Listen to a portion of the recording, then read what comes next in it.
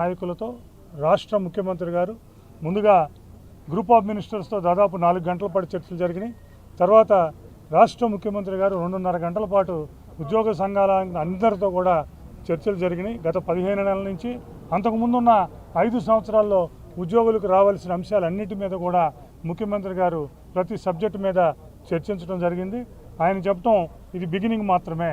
దీపావళి సందర్భంగా ఉద్యోగులకు కూడా మనందరం కూడా ఉద్యోగులకు కూడా మంచి చేయాలనే ఉద్దేశంతో దీపావళికి ముందు ఇది పెట్టడం అనేది జరిగింది. ఈ సందర్భంగా మరి ముఖ్యమంత్రి గారు 1 నవంబర్ 2025 నుంచి ఒక డిఏని మంజూరు చేయడం అనేది ఉద్యోగులందరికీ కూడా జరిగింది. అలాగే ఒక ఇన్స్టాల్మెంట్ డిఏని పోలీసు సోదరులకు కూడా మంజూరు చేయడం జరిగింది.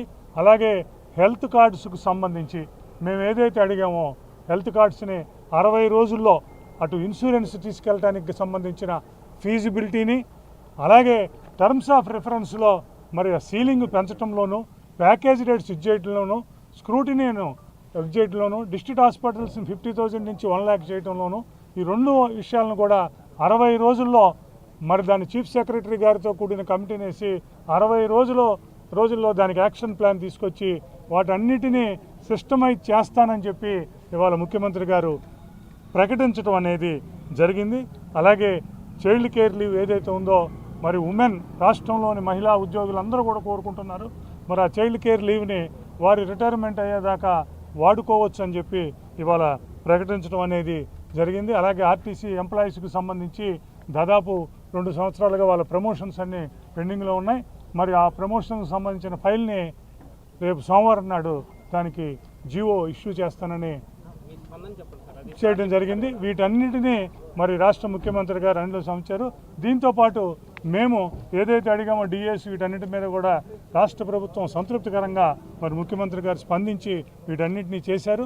దీనితో పాటు మేము ఏదైతే పెండింగ్ ఉందో పిఆర్సీ కమిటీ ఏదైతే పెండింగ్ ఉందో పిఆర్సీ కమిటీ చైర్మన్ కూడా అపాయింట్ చేయమని చెప్పి ముఖ్యమంత్రి గారిని అడగడం జరిగింది. ముఖ్యమంత్రి గారు కూడా పిఆర్సీ కమిటీ చైర్మన్ ఎంపిక, ఆ చైర్మన్ని నియమించడం వీటిని మాకు వదిలేయండి, నేను అతి త్వరలోనే వాటికి సంబంధించిన ఇస్తాను, please leave the matter of PRC to me అని చెప్పి ఆయన మాకు విశ్వాసాన్ని కలిగించడం జరిగింది.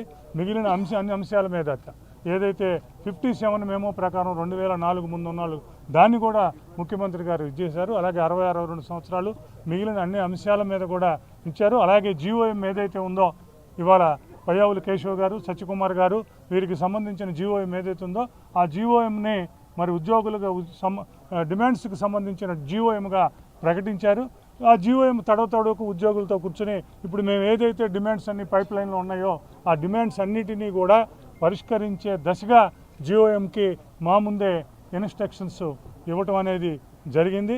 ఏది ఏమైనప్పటికీ మేము ఇంకా ఉద్యోగులందరూ కూడా కనీసం 2 డిఏలు కోరుకున్నప్పటికీ మరి దీపావళి సందర్భంగా పోలీస్ సోదరులకి ఉద్యోగులకు డిఏ హెల్త్ కార్డ్స్ మీద ఎన్నో రోజులుగా ప్రతిష్టంభన సర్వీసెస్ మీద ఉంది. దానికి మేము అడిగిన విధంగా మరి రాష్ట్ర ప్రభుత్వం ముఖ్యమంత్రి గారు స్పందించి ఈ కార్యక్రమం అంతా చేశారు. మరి వీటికి సంబంధించిన అన్నిటికీ కూడా అలాగే ముఖ్యమంత్రి గారు కూడా మేము మిగిలిన అంశాలన్నిటి మీద కూడా పట్టుబట్టడం జరిగింది.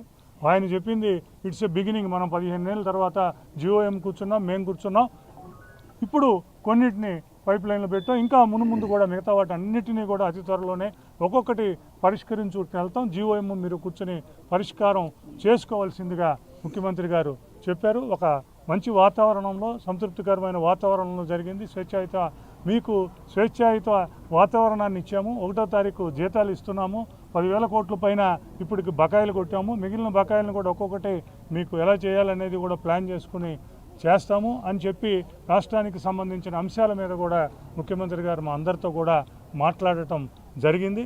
మరి ఈ సందర్భంగా మరి ముఖ్యమంత్రికి ఏదైతే ఇక్కడ ఉన్న వీళ్ళు చేశారో రాష్ట్ర ముఖ్యమంత్రి గారికి, అలాగే రాష్ట్ర మంత్రులు ఎవరైతే ఉన్నారో పయ్యావుల కేశవ్ గారు కానీ, సత్యకుమార్ గారు కానీ, నాదెండ్ల మనోహర్ గారు కానీ, చీఫ్ సెక్రటరీ గారు, ప్రిన్సిపల్ సెక్రటరీ ఆఫ్ ఫైనాన్స్ మిగిలిన అధికారులందరికీ కూడా ఏపీ ఎన్జిఓస్ అసోసియేషన్ పక్షాన, ఏపీ జేఏసీ పక్షాన మేము తెలియజేస్తున్నాం.